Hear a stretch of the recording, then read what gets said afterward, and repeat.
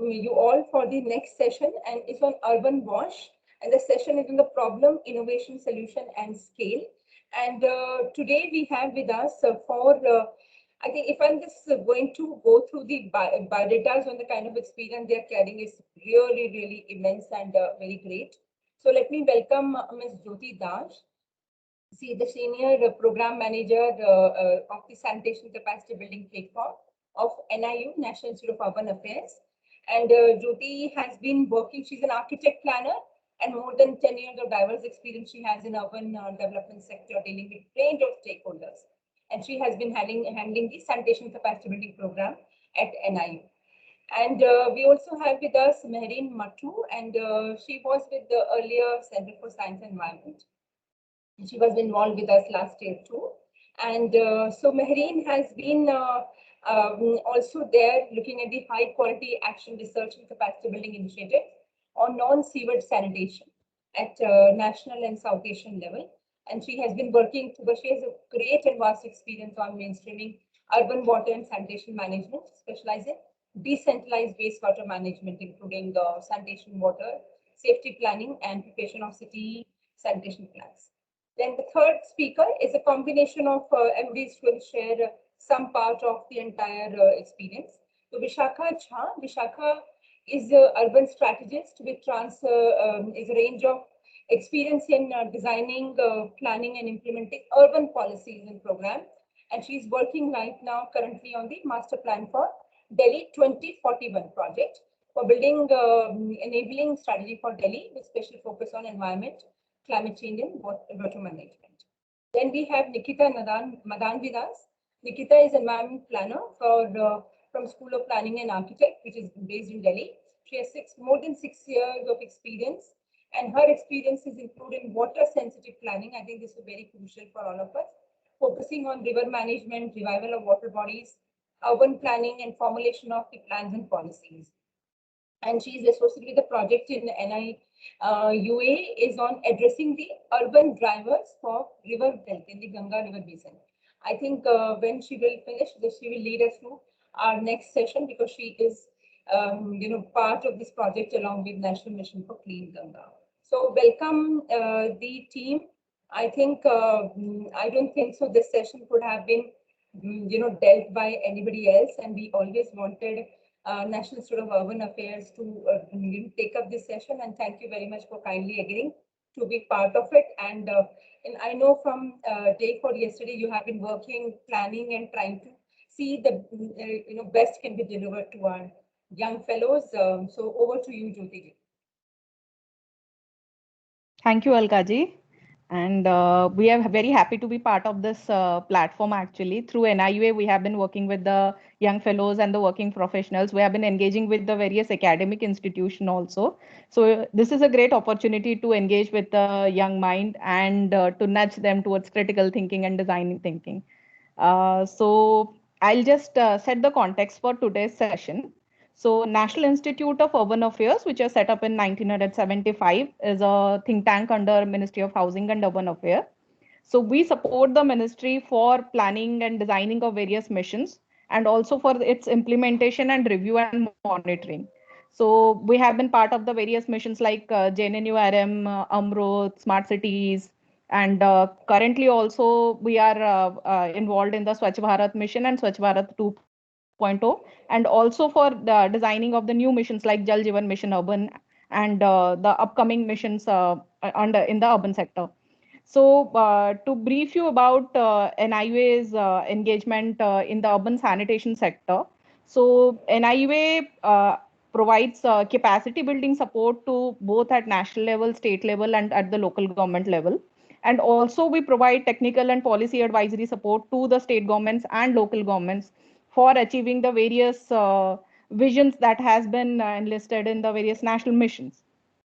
So the case studies that we are going to share with you today are from the various engagements that we have with the government. One is with the Delhi Development Authority, and the second one which we did with the National Mission for Clean Ganga.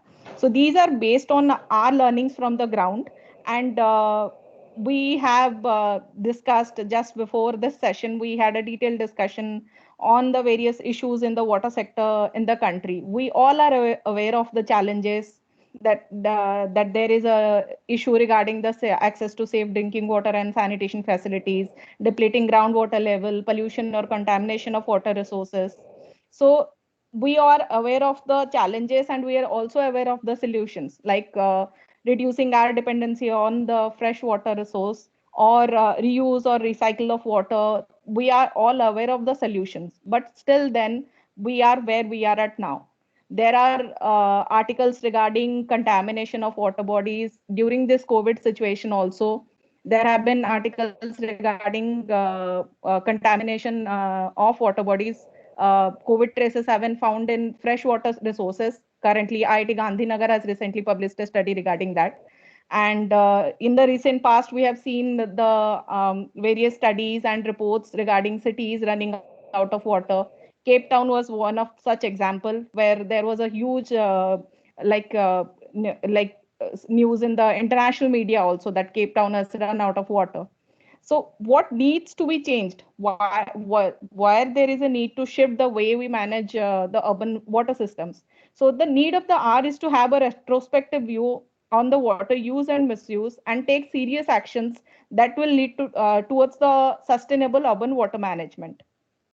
So then the current session, we are not going to preach about the policies or challenges. We know that we are more than capable of uh, preparing a report on the water sector issues and challenges. But the session is for the objective from this session is to nudge you all towards a critical thinking and design thinking to identify the right problem. If you don't go to the root cause of the problem, it would be difficult to arrive at the solutions. And the current complex urban issues that we have in India, where we have a Nagar Panchayat with 5,000 population to mega cities like Delhi, Mumbai, Bangalore, or Chennai, and also the various kind of geoclimatic condition and the constraints that we have in India is a very unique situation worldwide. And this kind of complex urban issues require innovative solutions. A one size fit all approach is not viable for a country like India. So what all is needed in the water supply sector is what we want all you to identify through this session. So whether there is a need for integrated urban management approach, can we look at water and wastewater in isolation, or there needs to be a strategy for managing freshwater, wastewater, stormwater using urban area as a unit of management? Is there a need to re-architect our institutions and strengthen the local government? What kind of capacity development initiative is required? Do a mission-based capacity development program about building skills on how to achieve the mission deliverable is enough, or do we need to have a long-term strategy for capacity development to actually enable the people to think out of the box and innovate solutions based on the local context? Now, how do we is there a need to flag the right kind of problem and put them in the policy domain? Are the current policies addressing the issues that we have currently? And are the government policies addressing the issues based on the local context? Are they envisioning that one kind of the challenges across India are same, the challenges across the various types of urban local bodies are same, be it a metro city or a Nagar Panchayat or a small and medium town? So are they aware of the issues and challenges which comes with different structures of urban governance, different sizes and different scale of the urban areas? And what kind of solutions are these policies providing? Whether they are capable to channelize the funding through these policy? Are they providing enough regulatory framework or something to the states and the urban local bodies to channelize funding based on this policy framework to implement solutions and to solve the local problems in a sustainable way? So with this background, now I request my colleague, Dr. Mahreen Matto, and she will be presenting about the urban water challenges in Indian cities. And then she will be discussing about the various planning approaches which can be used. And my colleague, Vishakha Jha, she will be presenting about the Delhi Master Plan exercise, where for the first time, the water sensitive urban planning approach has been integrated into the spatial planning framework. So Delhi is, I think, is the first of the city to take such innovative approach towards a master planning. And then the third one is about river management plan for river basin cities. So my colleague Nikita Madan will be talking about the experiences that we have from Kanpur in implementing this urban river management plan, and what all solution approaches were followed by the city, what all challenges were faced in implementing this, and how the city has sustainably implemented the urban river management plan and come up and ensured uh, safe management of wastewater and also improvement of the river health condition. Mahreen, now over to you. Thank you, Jyoti. Thank you very much. First of all, thank you, C4Y, for inviting us. And Jyoti, you have set the tone. So, not okay. Can I share my screen? Just a sec.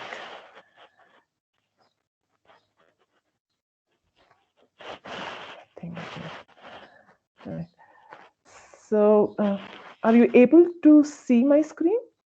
Yes, it's visible. Okay, thank you. So, as Jyoti has set the context for this session, so I will be taking you through the sustainable urban water management, as Goelji already has explained with regard to the challenges we face and the missions. So, what the problems we face in the rural is not much different what we face in urban context right now. So the structure of the presentation is that we will be talking about the complexities with regard to urban water management, need for a paradigm shift, and the water sensitive urban design and planning approach. So this data is taken from the World Economic Forum, which states that globally, what are the 5 risks, and water crisis is among them. Now, in the same report, and if you see for the past 8 years, the water crisis has been there as one of the risks globally. And on the right side, if you see, there has been, in the same report, there has been an analysis with regard to the likelihood and the impact of these risks. And on the extreme right quadrant, you see the water crisis as one of the risk which has a negative impact.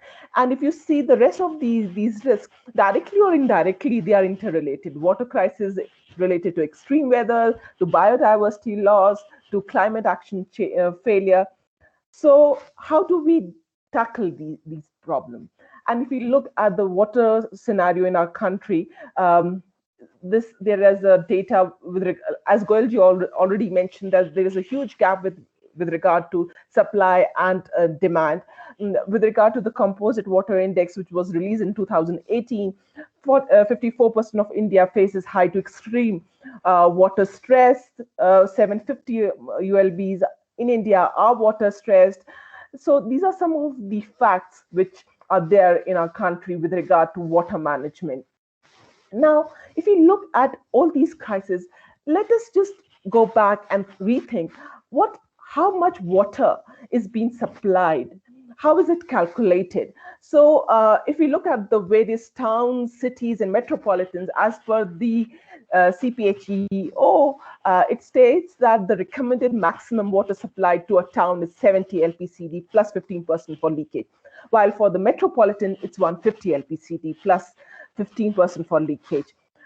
This report of excreta matters from Center for Science and Environment states that major metros, class 1, class 2, class 3 cities, their per capita water supply is much more as recommended. So what is the problem then? Why we are saying that there is huge water crisis in our country? Is it due to the mismanagement of water, or is it due to the unavailability of the resources? So if we see at the challenges which we face, it clearly points out to how we are managing our water system resources. So there is a huge influx from rural to urban, thus putting a huge pressure with regard to the municipal services, and water is one of them. There's mismanagement or lack of management of resources. Also, we need to take into consideration the fact that water is hugely subsidized in our country. So we don't value this resource. We value land more than water. That is the reason why we are encroaching our floodplain areas. We are encroaching our water bodies, which are the sponges of our country.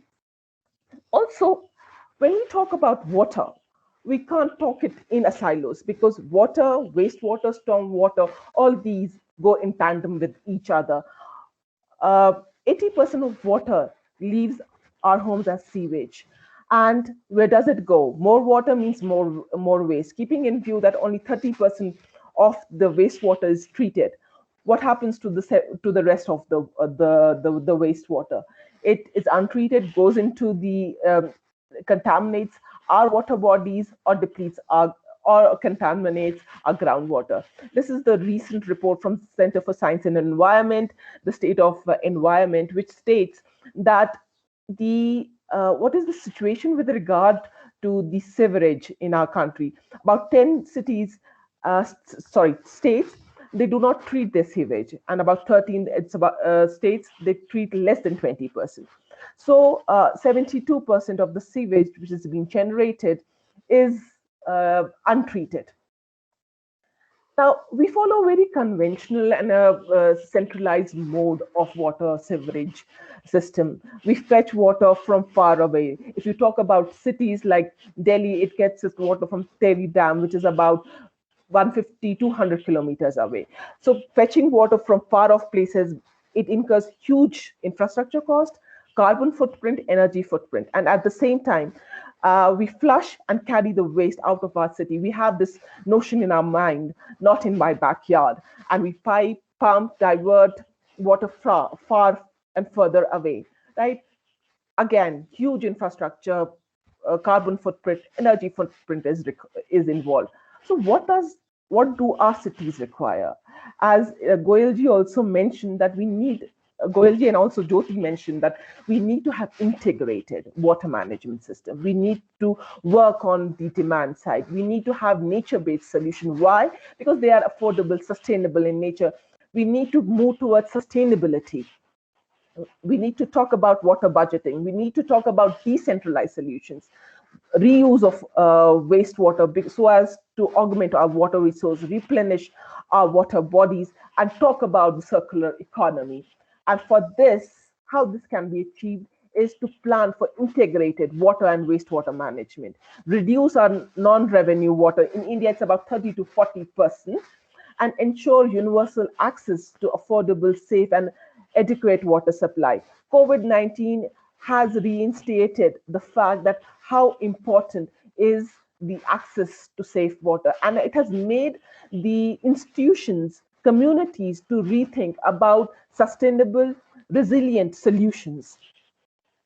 So this goes in tandem with the missions, and recently the new missions which have been announced by Government of India, that is the Jal Jeevan Mission Urban, the Swachh Bharat Mission 2.0, the 15th Finance Commission, they all reiterate the fact with regard to the access of safe water and sanitation to all, including the marginalized and the vulnerable group of our society. So it talks about the equity factor also.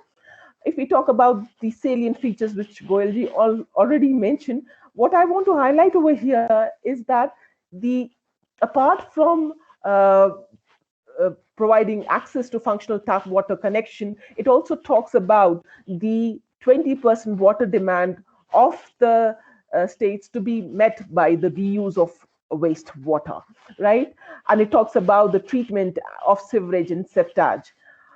If we talk about Swachh Bharat Mission, which was launched in 2014, there was huge momentum with regard to ODF, open defecation free, and it also talked about behavior change. But Swachh Bharat 2.0, it talks about the entire sanitation value chain, from the access of toilet to reuse and recycle our wastewater and excreta.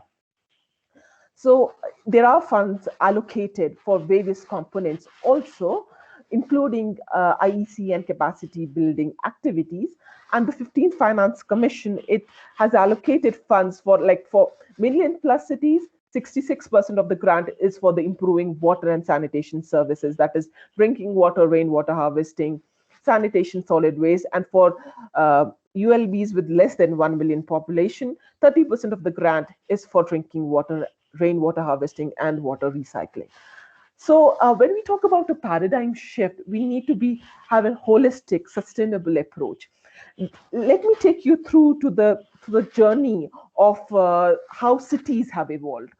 Initially, the cities where the human settlement was much more towards water supply, right? And then slowly, with regard to the protection of public health, there came into being the seaward city. To reduce the flood problem, there was the drainage cities, which evolved over the period of time. Then we had the waterway cities in order to reduce the pollution and increase the pollution management approach.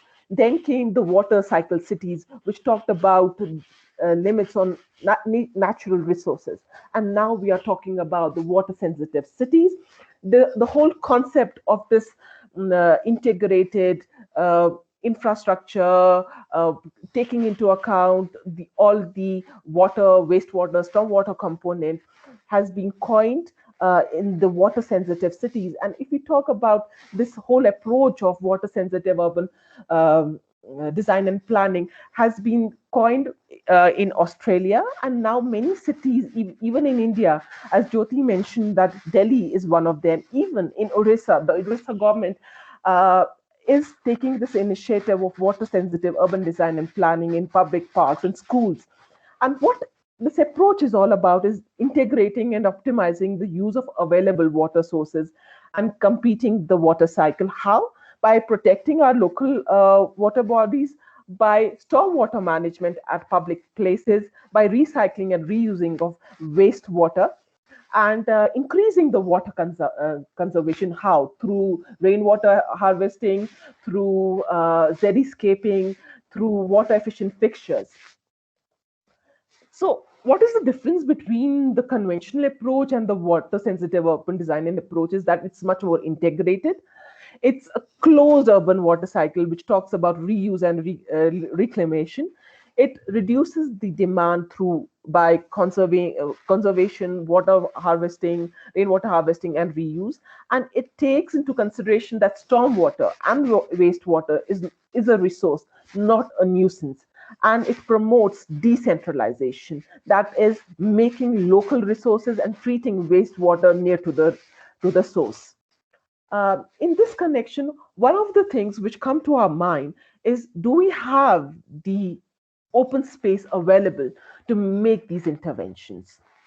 And if, according to the URDPFI guideline, if you see these pie charts with regard to the mega cities, small cities, the one with the orange is the residential area, which is 35, which is the maximum in these cities. Then we have the green ones, which is the recreational area. So about 74 to 79% of the open spaces are where we can make the interventions with regard to stormwater management or wastewater or rainwater harvesting.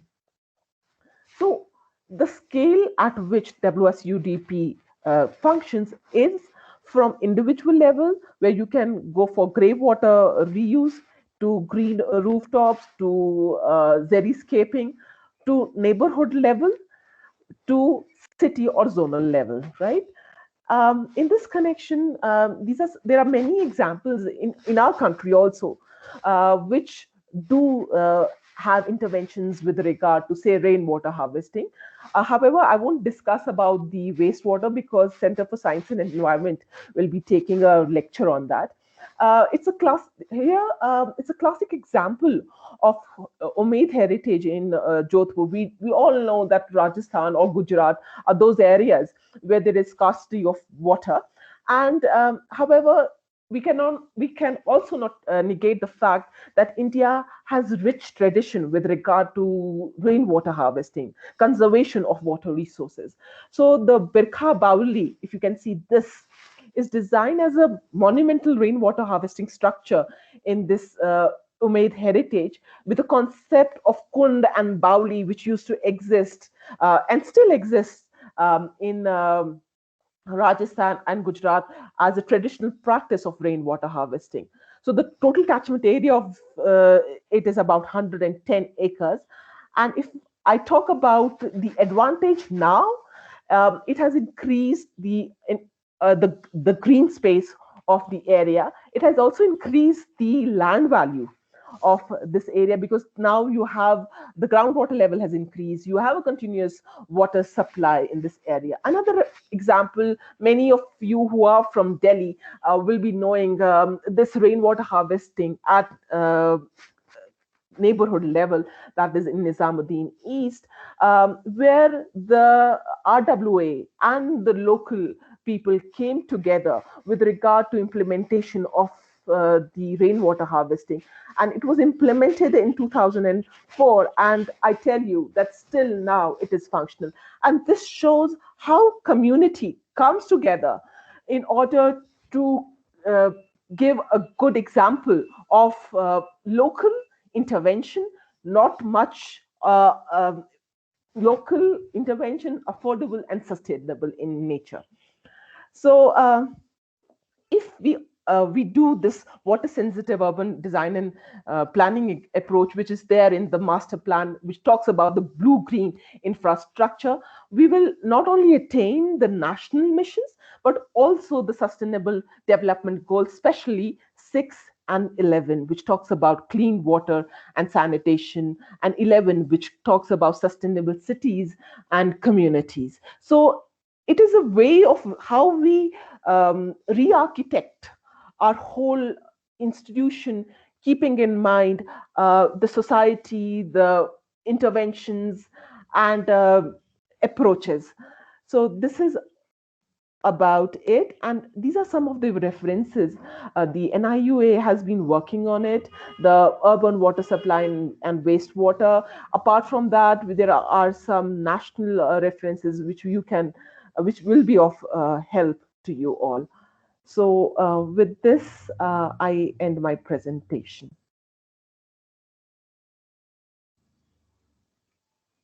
Thank you, Mahreen, for that presentation. And now we'll move to the next speaker, and we'll request the participants to share the queries, if any, in the chat section. And once the presentations are over, we can take up the questions by the participants. And also, we are sharing the various reference documents, the link to the reference documents in the chat section, so you can also refer to that. Over to you, Vishakha.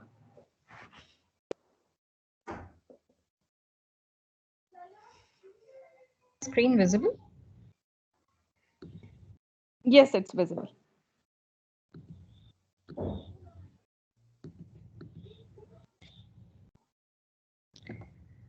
Okay, thank you, Mahreen, for that insightful presentation. And you've already set the context of why water is such a valuable resource and how it was to be managed, and include the community in doing so. My part of the presentation, I'll be focusing more on how cities can take a water sensitive approach for planning their cities. And this is with reference to the case of Delhi Master Plan 2041. So about the project Master Plan Delhi, National Institute of Urban Affairs in association with Delhi Development Authority is preparing the next Master Plan of Delhi 2041. The draft Master Plan is now out and open for public suggestions and comments. In fact, just to let you know that this Master Plan is a very enabling tool, as it plans for a long-term document guiding the future growth and development of the city. So now coming to the Delhi water story. Before I begin, and I'm always very fascinated whichever city we are working, as to what the history is and the association of water has been with Delhi.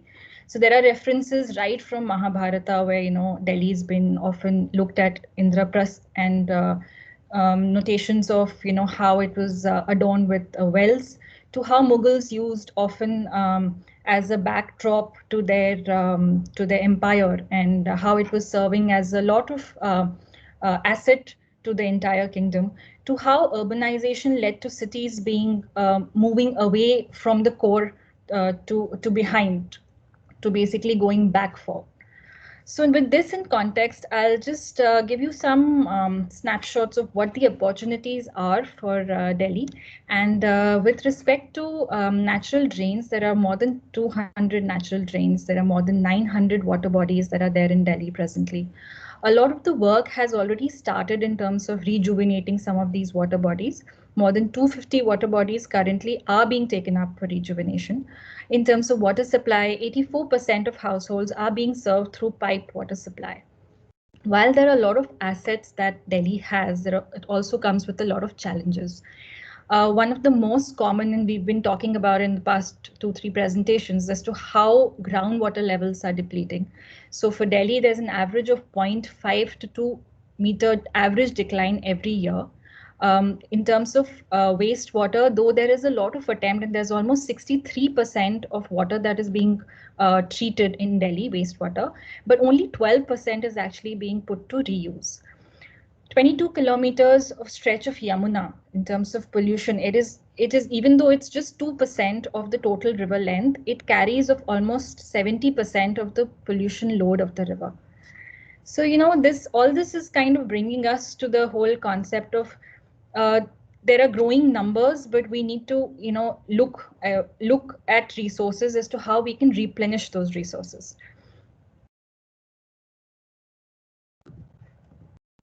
So what is the approach that the Delhi Master Plan has taken up? And like Mahreen had also mentioned, the importance of integrated water management. This is what we actually try to implement through the plan. And by taking sectors like potable water management, storm water drainage, and wastewater management into a whole dimension of water-linked infrastructures. And while this was happening, this was not seen in isolation, because as you read through the master plan, it was also evident that these are also linked with other sectors, such as creating and preserving environmental assets, forest greens, addressing pollution, climate change, and optimizing waste as resource, creating a whole lot of plethora of things around it. So what are these strategies that individually for each of these were taken up? So the main aim in the master plan was that for managing water and its supply, reduce the demand for fresh water. Now the approach was to rationalize the water supply based on water scarcity. Now you cannot have a same bucket for the entire city. That is what was imagined. So as you know, Delhi Jal Board is the authority that supplies water throughout Delhi. So the idea was that how can we rationalize this water supply based on the kind of development that is happening across the city. So there are certain areas which have just opened up for urbanization. These might from the start need lesser water supply than the existing brownfield areas where regeneration is going to happen. So we'll stick to 50 GPCD, or to green development area, which is opening up, which is the last, which is basically the green belt of Delhi, where there's going to be restricted FAR. So, and because we are moving towards green economies, such areas will require even lesser potable water supply and more of the treated wastewater for horticulture uses. Similarly, for wastewater management, what was looked at was optimizing bulk reuse of wastewater generated in the city. So this meant preparing a phasing plan for incrementally increasing the wastewater reuse, which would mean that recharge water bodies, groundwater recharge levels, build aquifer recharge points, horticulture, industries, etc. And the third was the storm water drainage, which looked at more in terms of maximizing the retention of storm water. And this could either be done by storing or by indirectly recharging the groundwater levels. Now, how do we really look at all of this through the integrated water management approach?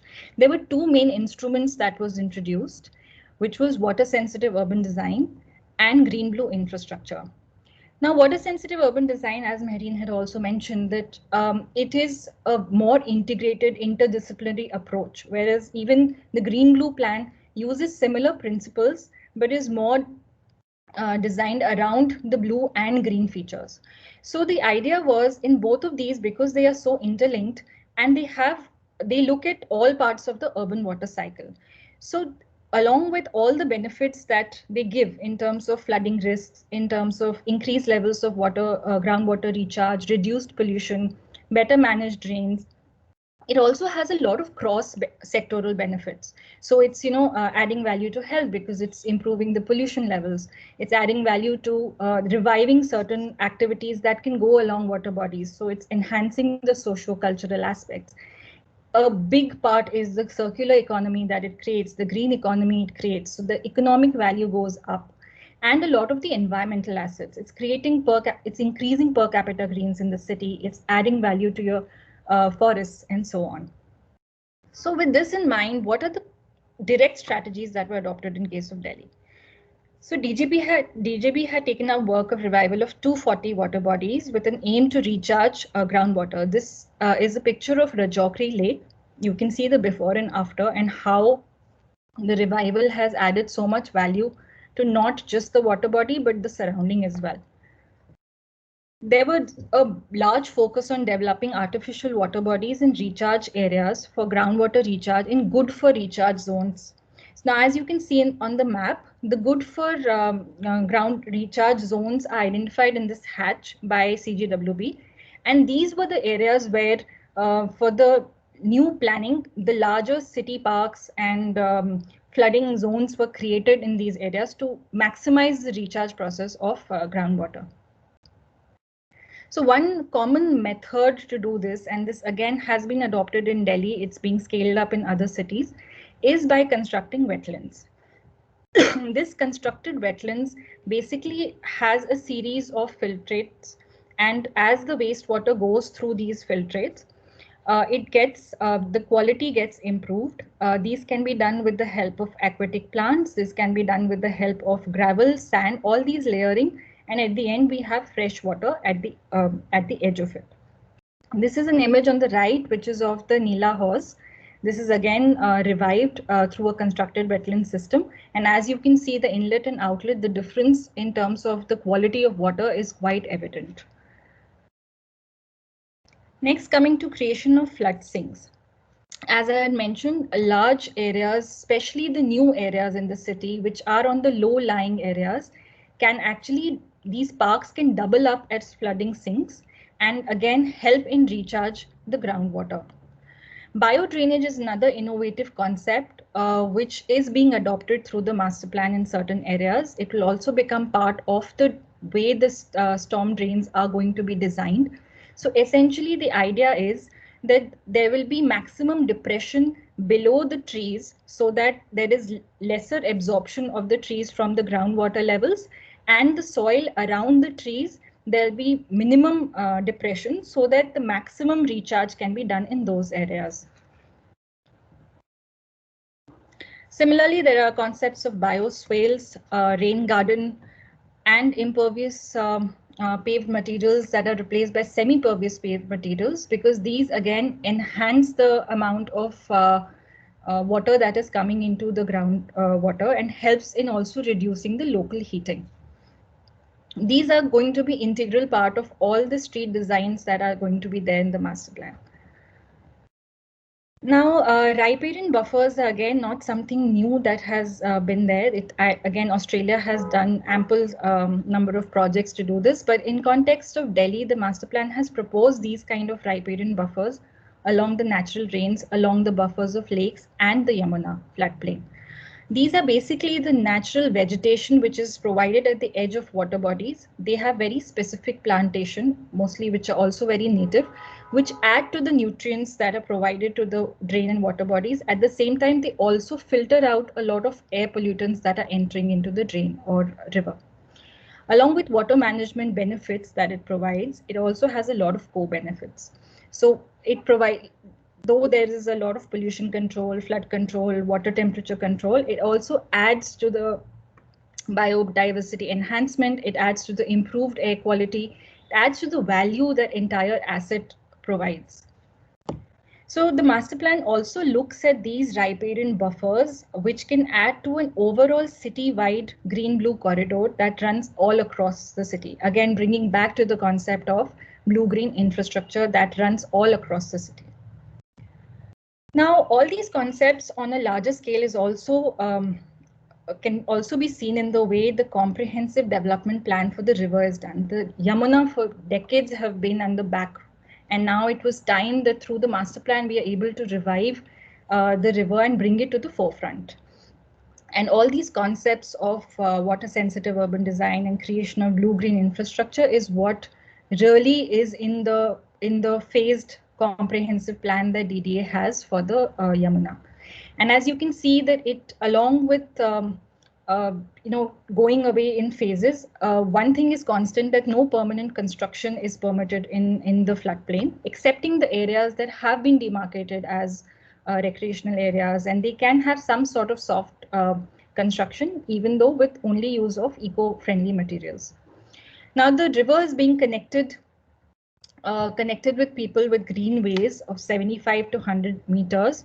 This is essential, as the minute you start connecting the river or any of these water bodies to people, that connection will ensure that people also feel responsible for that asset. They also start maintaining that asset. So it is very important for that connection to build. And this was one of the ways of doing it. A green buffer, again, which can also be a part of riparian, was developed and is proposed to go all the way to revitalize the river ecology. And projects that are going to happen in floodplain will consider the flooding patterns, retention, the percolation of soil, and to design the vegetation and the recharge zones in that area. Another very interesting and I feel an innovative way to look at and move away from the traditional approach of looking at water as just water supply is also as to how one looks at it from the planning perspective. So Delhi has a last peripheral village is actually known as the Green Belt. And as you can see, this Green Belt, it was decided that it's going to be a low density development area. And one of the major reasons was because of the water scarcity. And because most of these areas are low lying areas, the intention was that you restrict the FAR in these areas and you try to develop only those activities which are less water intensive, at the same time promote the green economy. And because it was promoting green economy, a lot of the farming such as hydroponics or vertical farming or community farming, all these are going to be concepts that are going to be focused here. So all the schemes that are going to come, even though there will be some amount of build that is going to happen in these areas, these have to be ecologically self-sustaining units. And as you can see, a lot of them will focus on decentralized treatment, on-site requirements through renewable energies, and tapping all the maximum amount of stormwater through mandatory rainwater harvesting, unlined storage ponds, reservoirs as part of an overall landscape and urban design for this area. Now, one of the major things that we also realize that often decentralized systems and WSUD is often limited to the understanding of street designs or as an urban scale. However, it was also important in all these strategies kind of moved towards the built environment as well.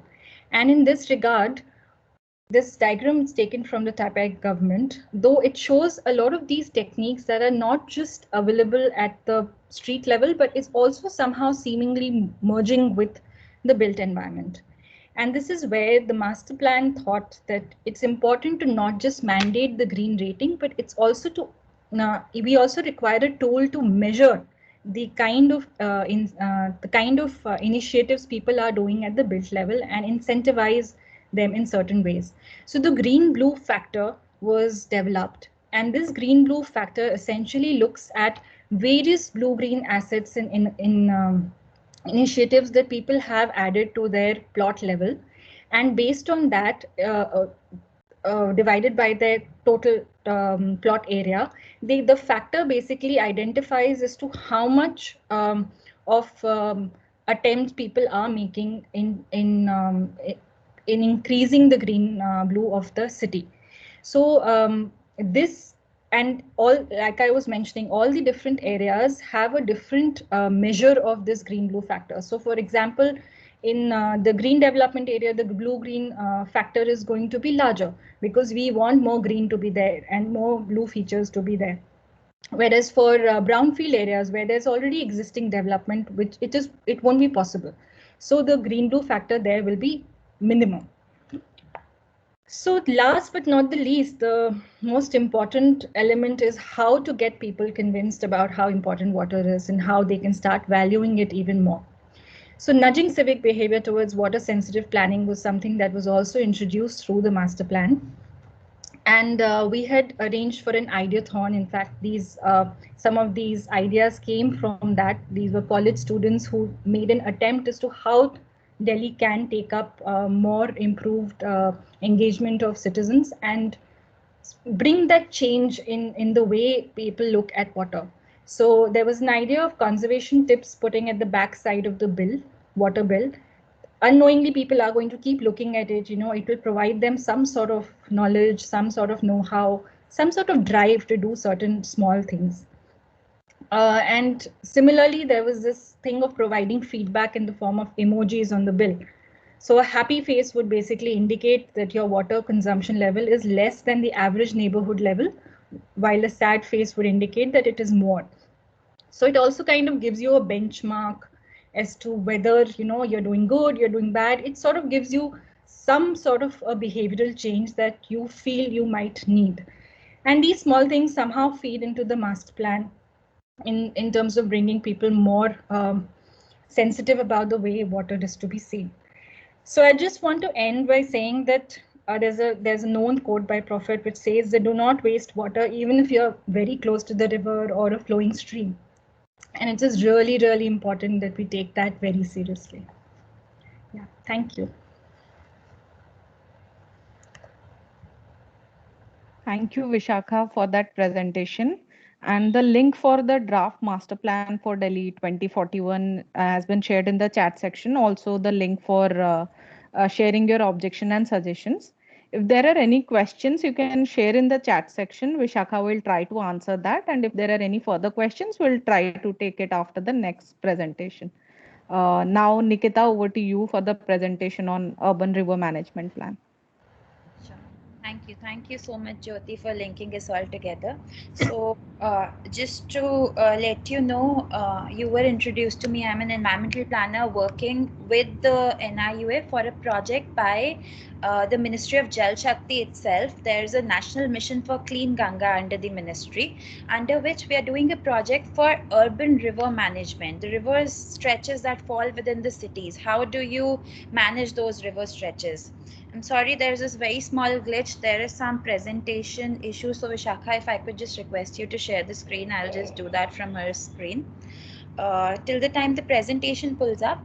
Yeah, so I'll be talking here about a very specific niche sector of urban wash, which Vishakha also introduced us to a certain while ago in terms of Delhi's example, which will be urban water resources. So herein we are talking about urban rivers, the streams that are flowing within the cities, the drains and all, some lakes and water bodies, and how do cities manage those urban water resources.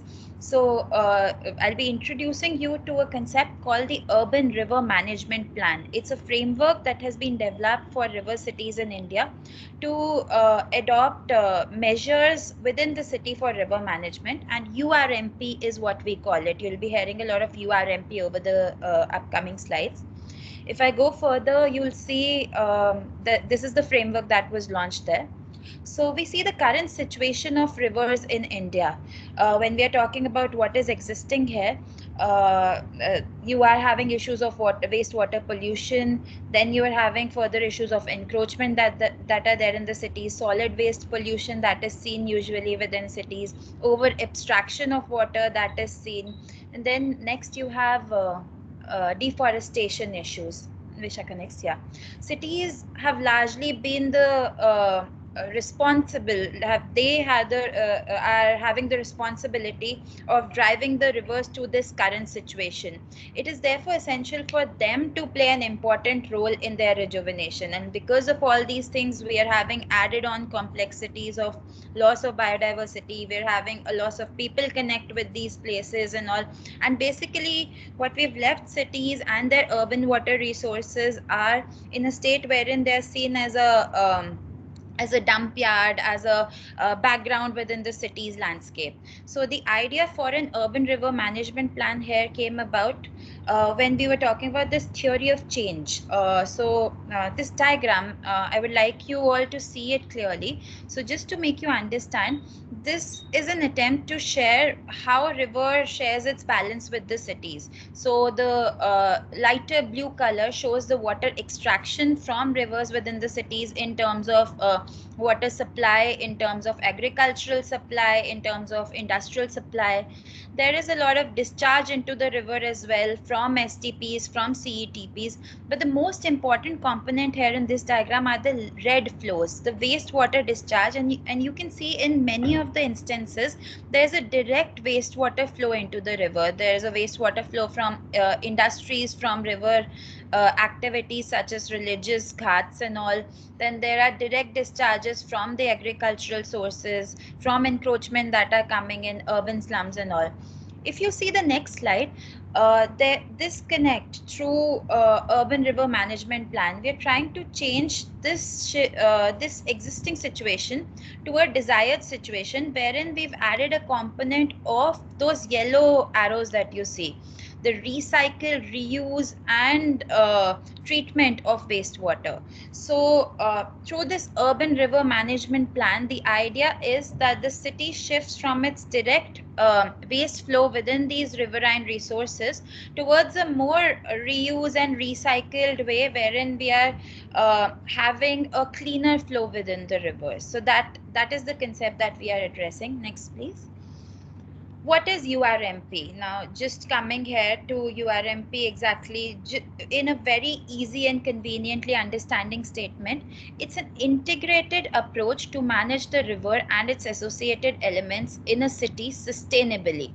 So when I'm talking about integrated, next Vishakha, integrated means there are a lot of agencies within a city which are responsible for various aspects of river management. So there needs to be a coordination between these agencies within the city that are working on river management.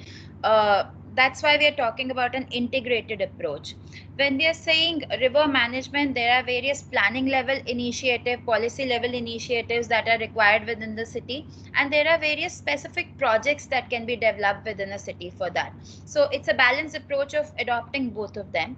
The associated elements, so here we are not just talking about the river, but other water bodies, wetlands, nalas, streams, and other resources within a city. And sustainably, when we are talking about, there are 3 pillars of sustainability. So we are adopting the same. The river has to be environmentally viable, socially viable, and economically viable after this URMP is implemented. So that's the idea and the whole concept around that. The design philosophy, the way we designed URMP, this framework, was built on 5 major aspects. One of them is synergistic. So if you notice, there are a lot of city plans already in place. The idea was not to have the city officials create an altogether new thing. They have to come about with ideas from their ongoing missions, ongoing plans, and build up synergies from that. Having a more sustainable approach towards a long-term functioning of the URMP in terms of sustainable funding and other requirements. A very simple to understand plan which can be easily adopted by ULBs without intermingling into a lot of scientific and technical details and not being able to do the work at hand. The plan framework is generic. It can be adopted by multiple cities, all class 1 cities across the country, yet site-specific nuances it kind of adopts somehow. So I'll just take you through how it does that. And measurable. The plan has to have its measurable indexes wherein we quantify the extent of change that has happened. So if we see an overview, the framework has been divided into various sections. Therefore, the elements of URMP in lines with this design philosophy. Each element has its own vision that has been defined for that. Each vision has a set of objectives which help achieve those visions. Then there are various interventions which can be adopted by each city to reach out to those objectives. Then there's a monitoring and evaluation mechanism to understand the kind of change that has happened, and the financing, various financing sources for this entire scheme. if you could just click once more, if you see, there are two colors to it. There are darker blue sections to it and the lighter blue. So if you notice the element, vision, objectives, and monitoring and evaluation mechanism, the darker blue, the idea is the framework explains that these are common to all cities. There is a set of defined vision and objectives that a city, that any river city has to come up with. But the lighter blue versions, they will be specific to the city. So the city has to come up with its own interventions and financing mechanisms based on their city requirements. The next one, please. Yeah, again, another one. Yeah. So when we are talking about the elements of URMP and the vision statements, Vishakha, next, please. There are three broad areas of consideration here. The first one is the environmental, wherein we are saying there's a broad vision that the river will be able to support a habitat for its biodiversity to thrive. Then the social angle, the river within a city has to connect with its citizens, so river will be celebrated among the citizens. And an economic angle, that through the river within the city there will be a lot of economic opportunities that will be generated. So these are the three core vision statements. Under these vision and under this vision, we have identified a 10-pronged objective strategy, wherein we are talking about 10 specific elements that help address those vision statements. Under the environment category, how will the river work out? The idea is to regulate the floodplain activities, to have a river that is pollution free, to rejuvenate water bodies and wetlands, because river in itself is not an individual identity, it's defined by the other water resources, as I explained earlier, to enhance the riparian buffer within the city, to have an increased reuse and of treated water and treatment of water, in fact. So the water that is flowing in the riverine resources is a treated version of that, and we are reusing most of the water. And the next, please. To have maximum good quality return flow in the river. So there's a concept of ecological flow that all of you must be aware of. So the idea is to ensure that there is good quality return flow, to ensure that that minimum ecological flow within the city is maintained. Then under the economic objective, under the economic segment, we are having two objectives that are there. One is to have an eco-friendly riverfront domain for the city. So specific riverfront projects can be developed, and leveraging more on various other potential sources for generating economy from the river. And under the social angle, we are trying to connect more of the citizens towards the river. So inculcating river sensitive behavior among the citizens and engaging citizens in river management activities. So these are the 10 objectives that are there that have to be adopted by any city that is developing its own URMP. And under each of these 10 objectives, city can come up with their own interventions and strategies to do that. Yeah, next, please. Just to give you a glimpse of how it functions and how we come about developing the plan, the interventions would be planning based and project based under each of these 10 objectives. A set of various indexes has been created to monitor the change that has been undertaken after implementation of the URMP, which we call the URMP index. And then are the financing mechanisms. Next, please. Various financing possibilities that are available within a city to come up with their own URMP. So more details of these will be available within the framework. You can go through them. Just to give you an idea, last year we launched this unique framework in the presence of the Minister of Jal Shakti, Shri Gajendra Singh Shekhawat, and other dignitaries. So since then, we are trying to take this unique framework to various river cities, and we are trying that the maximum number of cities, river cities, adopt this framework to develop their own URMP. Next, please.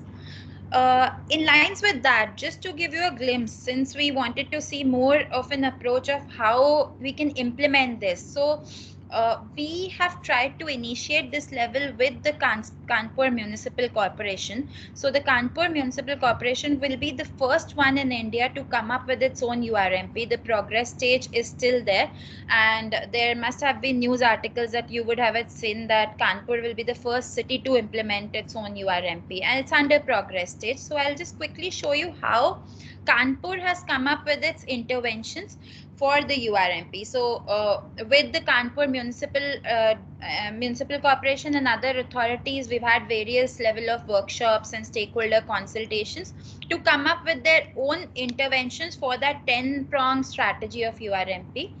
Under each objective that you saw, I'll just let you know what kind of interventions are being proposed by Kanpur so that you get an idea of what we are talking about in terms of interventions. So in terms of regulation of floodplain activities, we were at a very perfect timing wherein the KDA is under the preparation of its new master plan for 2041.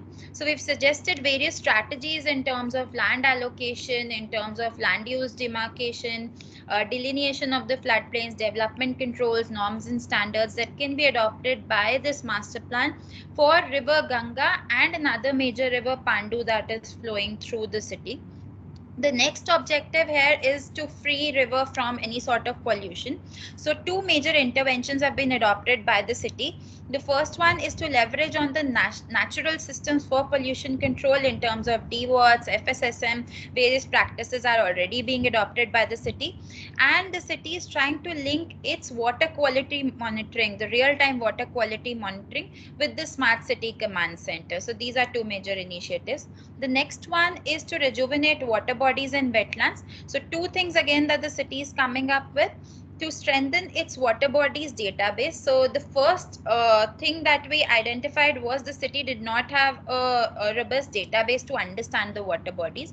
And then they came up with two water bodies that have been taken up already for the revival. Again, there were news articles showing that work has been done and is starting to be done in those areas. The next objective is to enhance the riparian buffer, a very interesting approach. So for the Ganga river, if we notice, a lot of development has come up just next to the river, or else there are already practices being done. But the other stream, Pandu river, was ignored. So we've come up with this idea of developing a riparian stretch all along the river, approximately a 30-meter zone as per the section shown here, which should be adopted by the city wherever possible. So they are trying to do that and adopt more on that. Then the increased reuse of treated wastewater. There are 6 STPs within the city. So if they've taken a radius of 3 kilometers, and within that 3 kilometers, they've identified various potential avenues for reusing the wastewater, like parks which can be used for horticulture, like recharge areas in terms of water bodies and all, and other things have been identified. The next one is maximum good quality return flow. So the city has come up, is starting to develop its own city's water budget, and various interventions in terms of cleaning of nalas and drains, just to ensure that the return flow reaches the river. These are some of the practices that are adopted. The next one is more for developing in developing a riverfront for generating economy. So an eco-friendly riverfront Ganga Park has been proposed. Again, it was in news. It was announced by the officials of Namami Gange and the city local officials. More in terms of having eco-friendly elements, having green spaces, having recreational connect while connecting people to the rivers. Certain elements were proposed. The next one is in terms of generating more economy. Next, please, Vishakha. Generating more economy from other resources. Two of the ideas were to have a theme-based boat ride along the city so people can experience the River City Connect. So there's a place called Bithur nearby. There was a proposed cultural theme ride for that area, and having sustainable farming and camping sites at an area called Khiska. Next, please. And the last ideas for inculcating more people, more and more people engaging with them towards this river sensitive behavior. So there are ideas about celebrating a river day each year to get more people associated with the river, have more cleanup drives, have monitoring drives and all regular activities to associate different segments of people, maybe school kids, maybe officials, maybe local people living around them, to connect them with the river, because if the people take ownership, they will start developing more of that. So just to wrap this up, maybe what we are doing here with Namami Ganga, the National Mission for Clean Ganga, is we've come up with this framework. The framework has started to be implemented in Kanpur through the experiences that I showed just now. We're also trying to see that more and more cities, there are 97 cities on the main stem of River Ganga. So we're trying that all these 97 cities adopt that framework and come up with their own river management plan, their own urban river management plan. More details for the framework are available on this link and the barcode. Jyoti will share that with you as well. And there's a website called urbanrivers.niua.org. So you can just go log on to that and get more insights of other activities that are being done under this. Thank you. Thank you so much. Yeah, Jyoti. Thank you, Nikita. So we have been told by Nikita ji that the next speaker is waiting, so we will not be having any question answer session. But we have tried to address the queries in the chat section and also shared all the resources from NIUA. Hope those will be useful to you. If you want any further information or any further like reports or anything regarding the specific issues on water management, our contact details are with the organizers. You can approach us through them. Thank you. Thanks a lot. Thank you, Jyoti. What I'll request is that if you can stay and kind of share the responses to the questions in chat. And I can't really thank enough to all of you, the kind of valuable information. It's like amazing to see the presentations and the kind of research input data. And it's really, really good. And I wish we could have had time for question answer. And I'm sure that would have been gone for another 1 hour with the kind of information that you presented. But nevertheless, I am, assuming and presuming, in fact, both of them, that it's just the beginning of our, relation and association. So we will have more opportunities for the students to kind of interact with you all. So Jyoti, thank you very much for reaching it and putting all this really nice discussions together. And Mahreen, you always has been asset to our fellowship. And Vishakha, thank you very much. I can't really thank, I was like enjoying it so much, all the presentation. Nikita, so really wonderful. In fact, what you have done is made my job very, very easy, because the next session is exactly like that. You have really flowing into the next session. It's automatically happening. It's that it was it just happened. It was not kind of planned that way. So the entire team of National Institute of Urban Affairs, thank you very much. But I really want you to stay and answer the question here. In fact, what we have done is yesterday we had done an exercise where each and every session the fellows have gone through, understood, and they have prepared some questions. Obviously, not based on the presentations, but just the understanding. And some of them have posted here. If you will have time, I can compile it and send it across to you. Or maybe sometime just for the Q&A, we can invite you all so we can discuss this further. Sure. Big thank you. Thank you. And thanks a lot.